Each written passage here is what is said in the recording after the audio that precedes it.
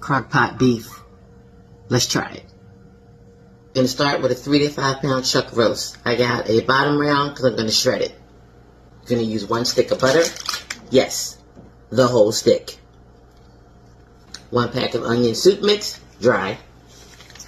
1 pack of ranch. Yep, ranch. And then we're going to add some pepperoncini peppers.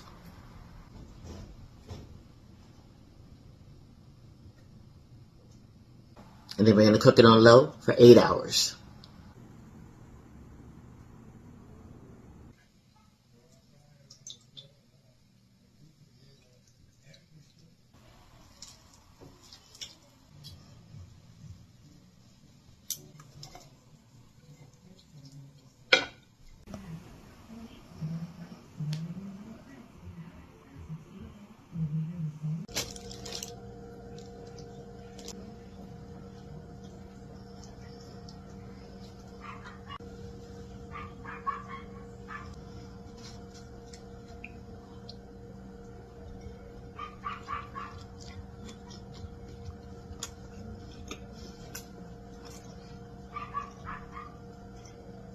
Mm-hmm.